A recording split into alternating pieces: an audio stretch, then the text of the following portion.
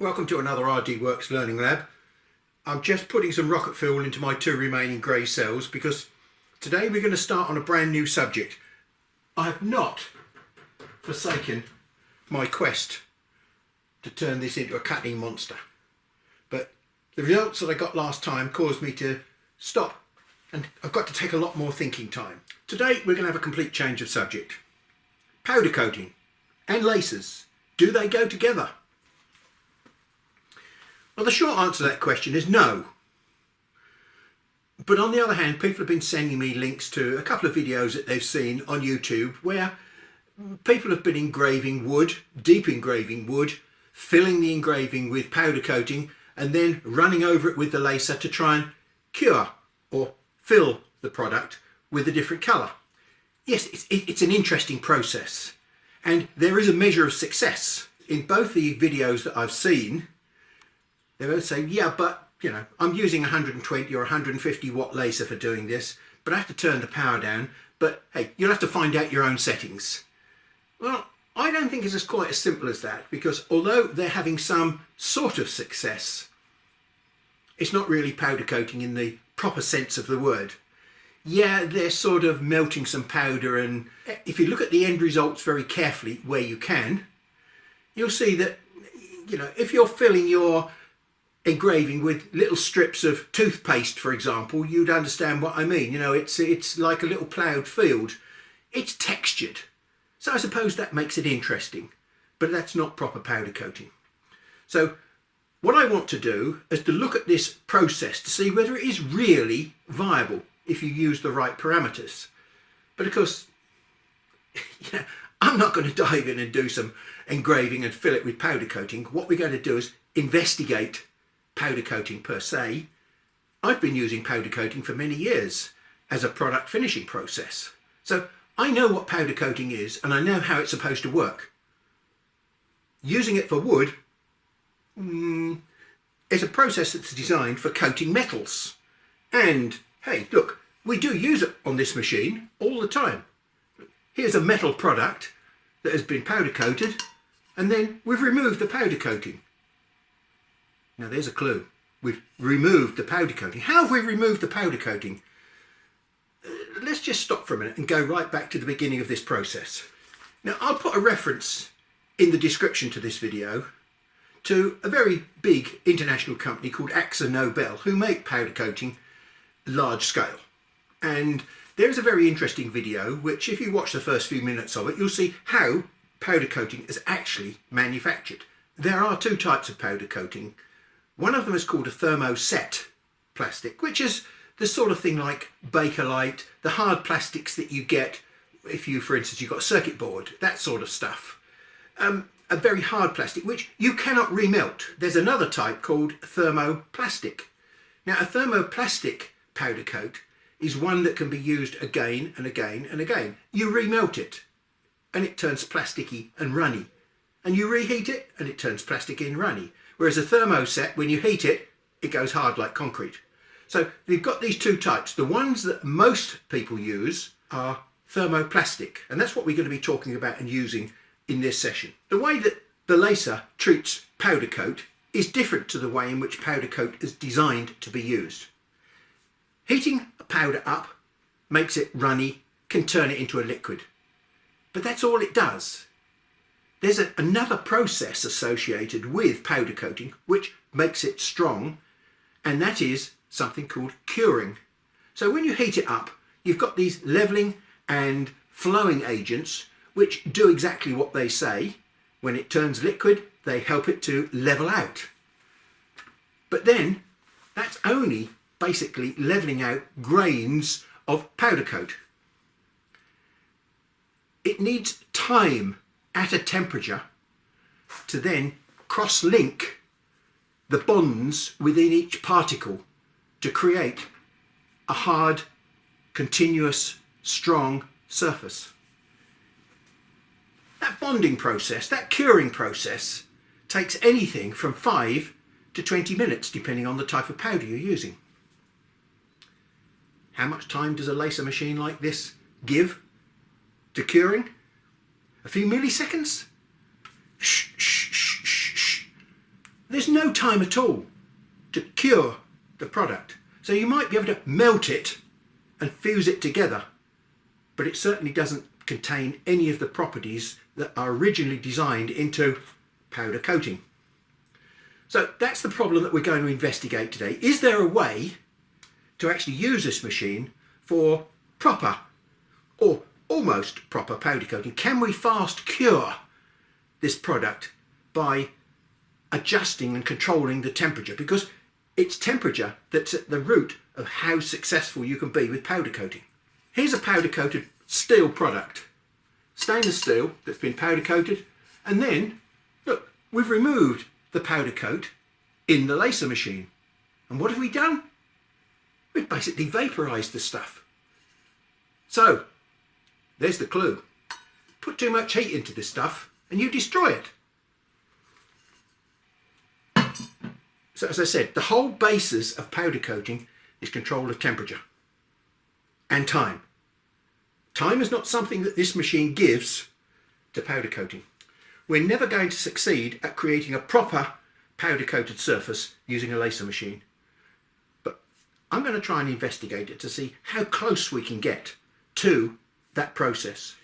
Now, the very first problem that I encounter when I look at these videos is they're engraving deeply into a piece of wood or a piece of acrylic, and then they're filling it with powder. Now, powder coating is designed to be applied what they call electrostatically, which is why normally it's done with metal products and not pieces of wood.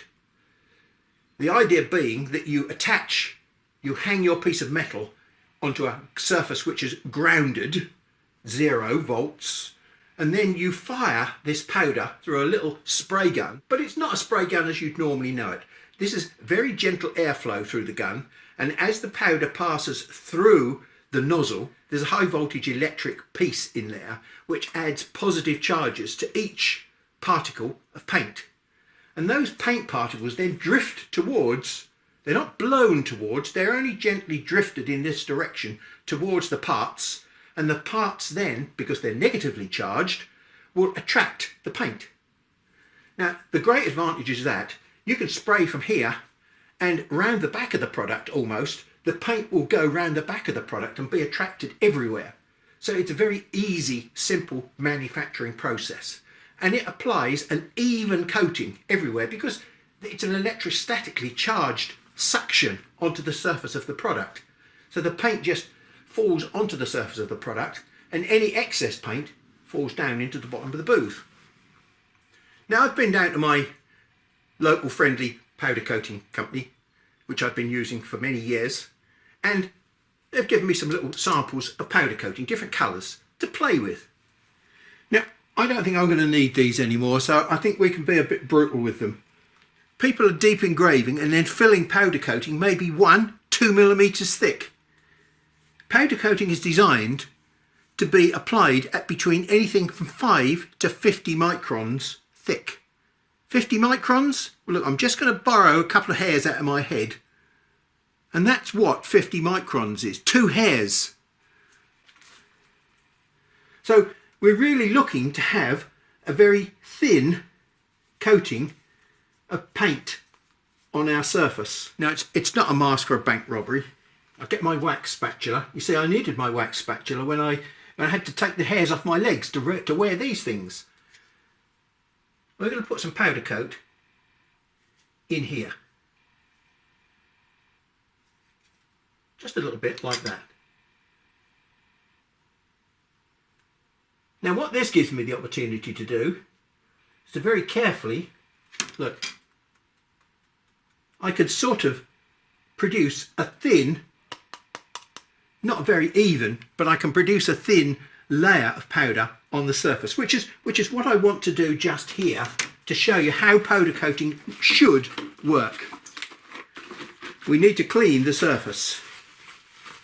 So I've got some acetone here, and we'll just make sure our piece of metal is clean and grease free. I'll then try and apply a light even coating onto the surface. It's a fairly even coating on most of that surface there. And we're going to add some heat to it underneath, because obviously I can't add heat to the top because I shall blow it all away.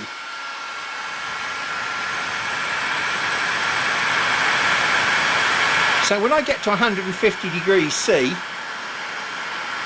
you'll see that it's changing colour, it's melting, and it should start to fuse together.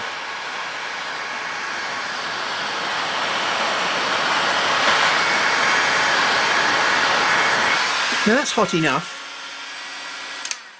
and you can see how it's turned into a liquid. It's gone shiny, but that's not very long at all. That's only a few, maybe 10 or 15 seconds. It's got to get up to about 150 degrees C to melt into a liquid, and 200 degrees C to actually start to cure. Now I can feel this is still nice and hot, so it's still basically above a temperature where it's beginning to cure.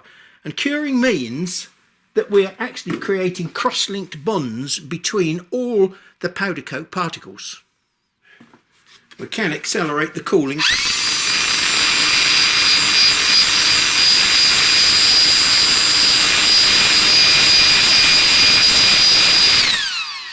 There we go, it's just warm now. And look, it's completely bonded to the surface. So even though we didn't actually give it a huge amount of time, it's leveled out and flowed, and then it's hardened, and we've got a nice smooth, very slightly orange peely surface. That's how powder coating is supposed to work. I've got a piece of clear acrylic here. I'm giving this the best possible chance because clear acrylic is not going to suck the heat away like a piece of metal would. So I get a chance to maybe find out how I can heat this powder up on the surface from the top to make it melt. Now it's not very uniform, but it'll do to prove the point, I'm sure. Now first thing we've got to worry about is certainly no air assist. So I've got to turn my air assist off. Now the next thing we've got to consider is how are we going to heat this up?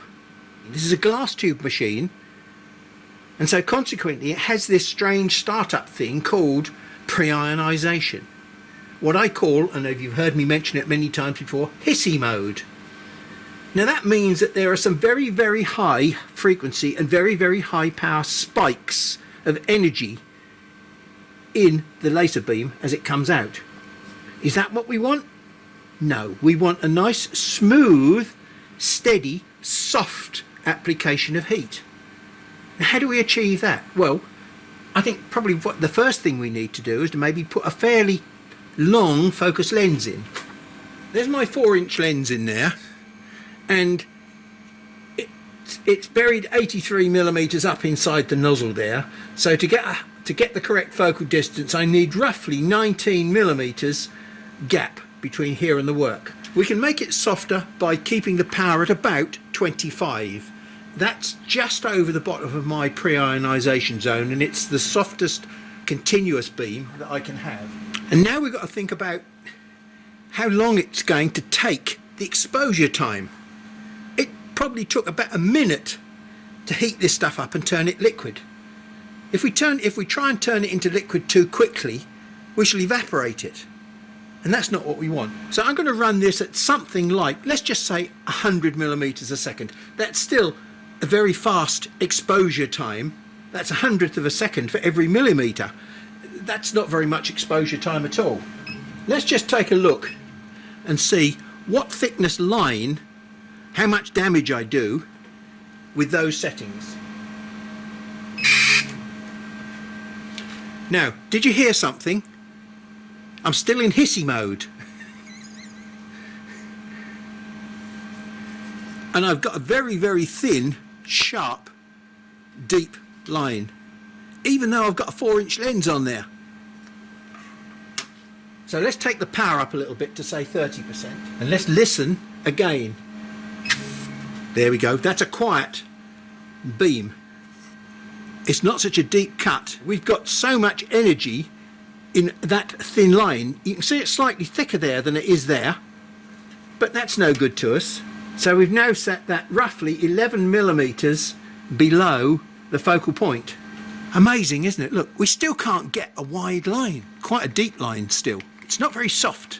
So we've still got a huge amount of energy in that line. I daren't fire that at that. It's going to evaporate it. So there we go. We're now 21 millimeters below the focal point.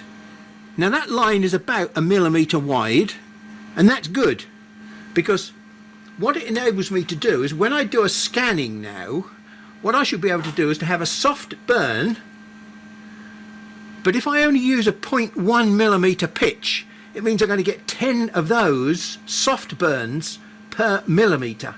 So I'm going to stand a chance of heating this stuff up without destroying it.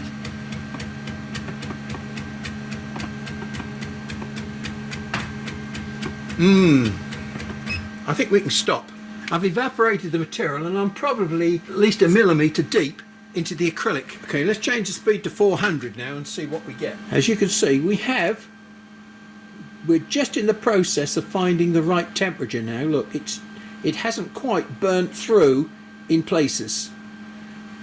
That's 400 millimeters a second. Look how much we've softened this beam off, and we're still basically overburning the paint. So let's try 600. That should reduce the power even more by virtue of reducing the exposure time. Well, we'll just examine what we've done under my little USB microscope here. Here's what we found at 400 millimeters a second.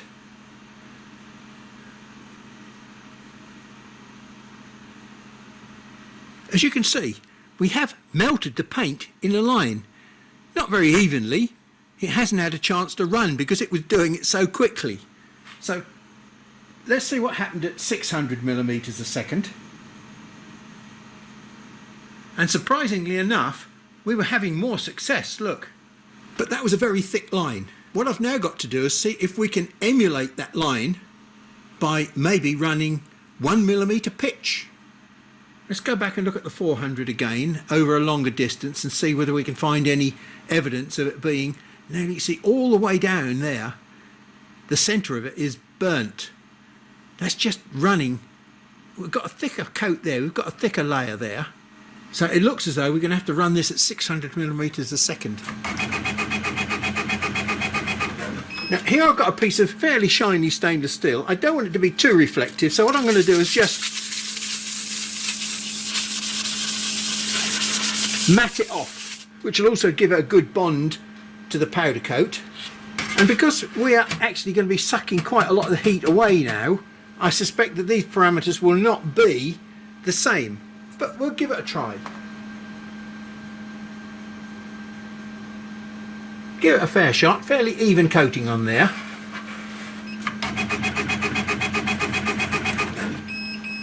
Let's go and have a look at that disgusting mess under the microscope.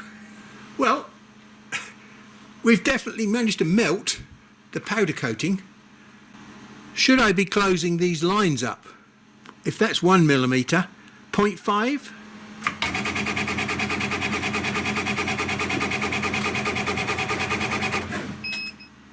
They're pulling apart. This is 0.4. Maybe I ought to go down to 0.1.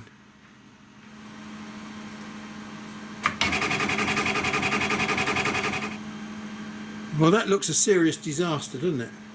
It's evaporated it away. Let's try 0.2 pitch.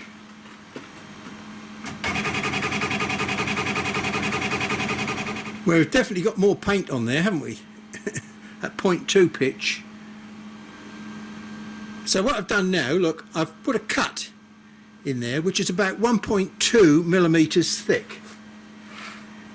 And what I'm going to do, I'm going to wipe that across the surface and hopefully I'm going to leave a 1.2 millimeter thick puddle.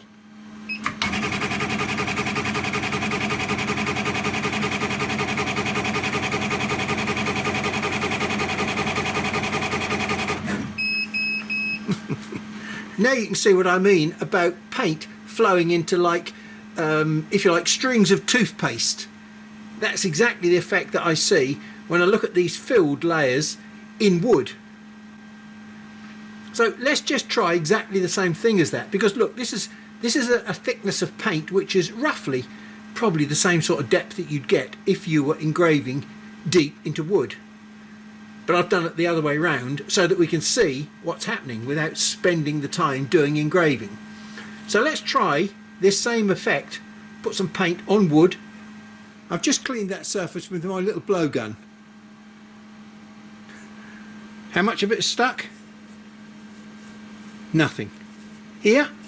Yeah, we've got some sticks in here because this is thin enough to heat the material underneath. So we've got some bonding effect with the material underneath, even though it's actually, look, it's not exactly stuck on there very tight, is it? That's because it's not cured. It's hanging in there by a thread. So let's try it on a piece of MDF. It's a very slow conductor of heat.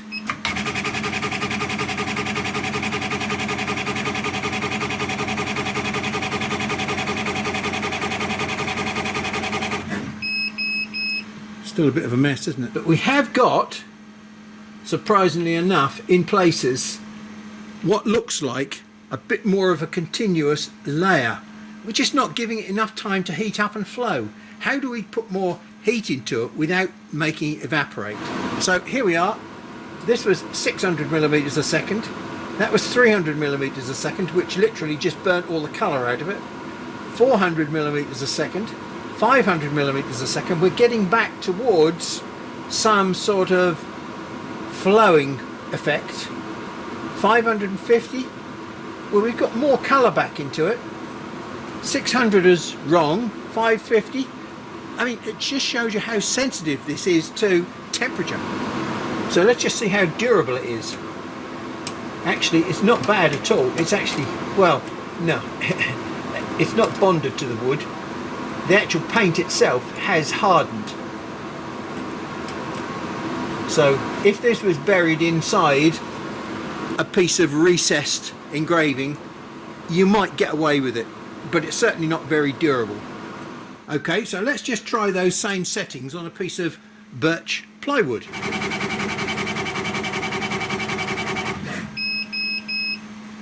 See, it's doing some weird things. The powder coat is now too thick because look, it's all curled up at the edges. It's not going deep enough. Now, if I go with more power, it'll go deeper, but, well, I'll tell you what we'll do. We're not too worried. Let's change the focus by about 10 millimeters.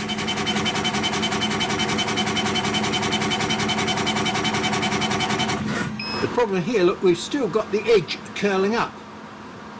Too much thickness of material, it's baked the surface and it's curled the edge up, but it has more or less uniformly covered the surface. Let's drop the focus a bit more. Let's look at the mess we've made now. If we make the energy softer, as I would call it, then yeah, we get a much better finish than we do here. Look, we've got this is worse than a cat's tongue. It's not yellow, it's lost its colour as well. Look, we've started to bake it. We're definitely going the wrong way by putting the thing back into focus. The fundamental problem is we're just not giving this stuff time enough to flow. Random focus. It's still curling away at the edge here. And I suspect that we've just got clean powder underneath here. Yeah, look, we've still got lots of powder under there. So it's curling away from the powder. I've now used a different cut and tried to make a thinner layer of powder on there. It's burning now, so let's take the power back down again. So we'll try my thin layer again.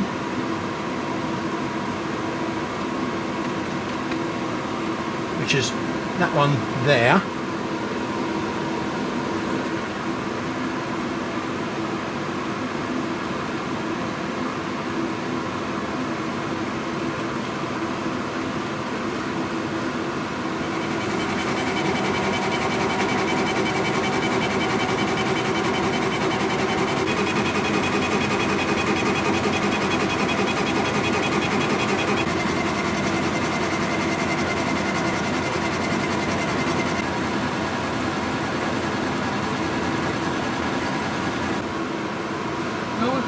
see a little bit of success there. We're getting colour back.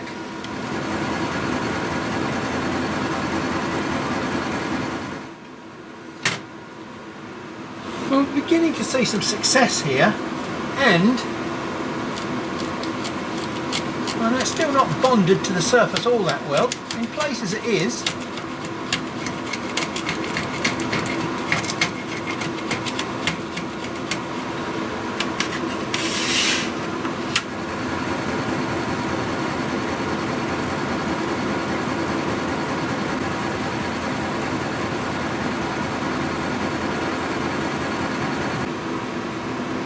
Half thought that was only just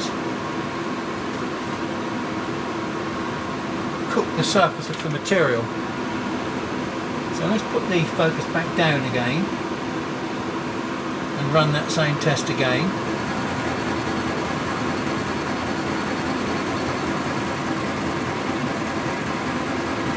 I've got this set down at 10% power now. We're focusing the job even more. Just remember the gap here has got to be about 19 ideally.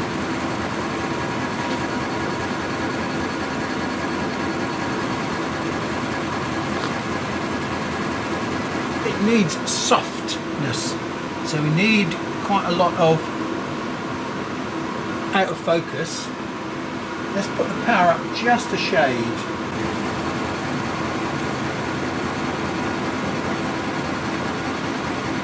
The toothpaste effect, as I would like to describe it, we're just not giving this powder coat enough time to flow. We're too aggressive with the heat. I mean, even if I lift this thing right up almost, way out of focus. 12% power, 400 millimeters a second.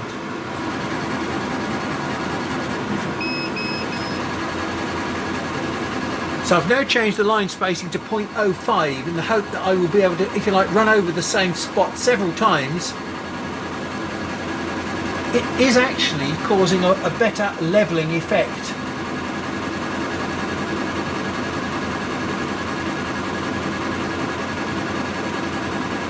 Because I'm keeping more heat in the job. That is silly. So if you catch this last one in the light, you can see how much smoother it is. It's actually beginning to almost allow more time for it to heal over. So this is just by changing it from 0.2 to 0.1 and then down to 0.05.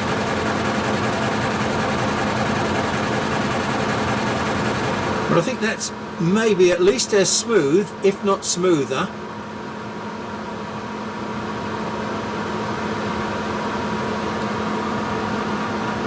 But we've got some quite nice colour there now as well.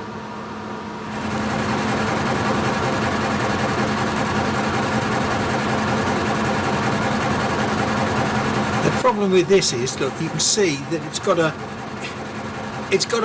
big zone of preparation in front of it. That's certainly no good for detailed engraving, because we've got such a wide beam now.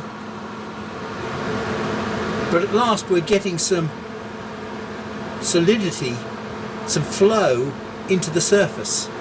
So we put it back to 12%, and now we've changed it from 400 to 300. So we've added a little bit more power, 25% more power, by increasing the exposure time.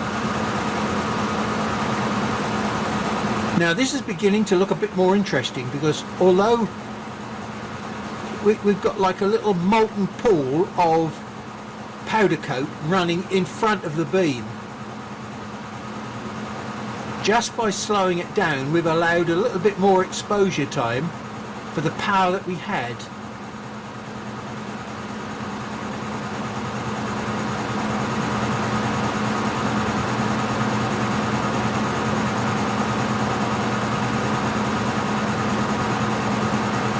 And although it's orange at the moment, as soon as it cools down it goes back to yellow, and you can see from the reflections off the surface how that orange peel effect is gradually getting better and better. And here we've nearly lost the orange peel effect. But the question now is, is that a crust that's sitting on top of a piece of powder? Let's just take the powder off. And that has actually bonded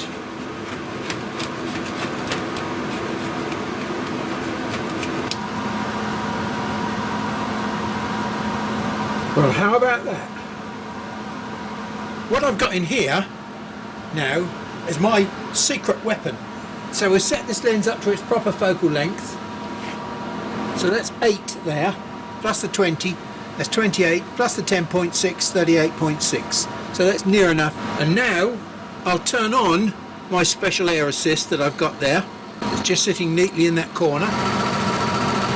Now I will just close the door to assist the airflow through the machine, because I want those letters to be as clean as possible. Now the point about that air assist nozzle is as soon as the debris, the smoke, fumes come up in the air, they get blown backwards. There's no chance of them being blown down onto the work. And so they're carried away by the cross flow of air that's in the machine now. And that's why you're not getting any of this brown debris that normally is associated with deep engraving. Now I'm aiming to get these letters about 0.5 deep. So there we are, absolutely perfectly clean. Well, let's just check what depth we managed to achieve. 0.6, that's near enough. Now, two things. First of all, we're going to turn the air assist off because we don't want any air movement when we've got loose powder coat around. And now we're going to reset the focus to the engraving focus, which was 10mm more. We're going to go to 18. We're not the least bit worried about taking this out. So we take a little bit of powder, just drop it in. We're not really worried about all this faff of using a little paintbrush and poking it into the corners.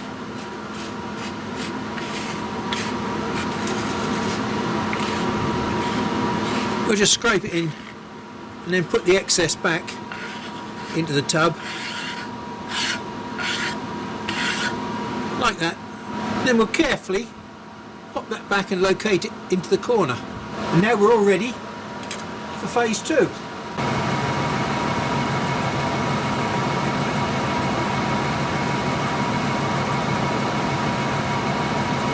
So as I said earlier, the reason why we're doing these one letter at a time is so that the little puddle of powder coat doesn't get a chance to get cold.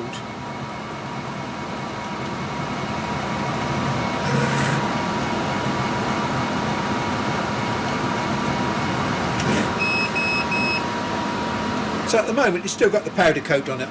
I shall just get my little air blower, and from a distance that looks pretty good. Close up, well, I'm sure you're about as impressed as I am. And then the next thing is, how durable is it? Let's just test it, shall we? Well, we did get one or two little bits that fell out, but in general it's reasonably durable. Bearing in mind this is a 1.5 inch lens, and I didn't make these huge jumps that I had to make with the 4-inch lens. Let's just have a look at this lens that I've got in here, shall we? Now you're not going to believe this, but this is a Russ Sadler special. Look, it's got about a 1.2mm hole right through the middle of the lens. Why? All lenses have a cutting action, and most of that cutting takes place right through the axis of the lens. I've removed that cutting action almost, and I've turned it into basically an engraving lens. I was looking for a very, very, very soft way of getting heat into this powder coat, and there we go. We've removed the cutting action and we've put a nice gentle engraving heat into this. And even then we had to be 10mm out of focus. Okay, let's put some quiet back into the world. What's the takeaway from this? Two major things. At the beginning of this session I mentioned A, LASIK machines and powder coat are not good bedfellows. And if you really want to try and make them good bedfellows, you've got to find a way of making this stuff go into its liquid phase. Not for a few microseconds, because that doesn't work. It turns them into strings of toothpaste, as I have shown you. And that's the biggest problem, temperature control. You don't have much temperature control on this machine. I've had to go to extraordinary lengths to get some sort of temperature control. We've had to use a 4-inch lens with ridiculous offsets. So what's that? That's about 68 millimeters greater focal length than you would normally use for a 4-inch lens. I mean, these are silly numbers, just to try and control the temperature that you're putting into the powder. It's never designed to work with wood, but as you can see, it sort of does. I wouldn't say it's a decent job, but it does a job. And that's where really I'm going to leave you. You can play with it, but I hopefully have saved you the time of doing it. If you really want to, you can spend a lot of time fiddling with it, but I've given you some techniques for cutting down waste. Instead of doing tests with deep engraving, if you put a little cut on the edge of a piece of material, you can produce a raised puddle of powder coat that you can test and play with. I hope you're not too disappointed after all that, and that those people that really desperately want to try it, well, you can now decide whether you want to invest time, effort and money in powder coat and material to try it for yourself. I wouldn't say that I've got anything that is saleable. This is not a product that I could sell to anybody. It's interesting, but that's about as far as it goes. So thanks for your time, and I'll catch up with you in another session.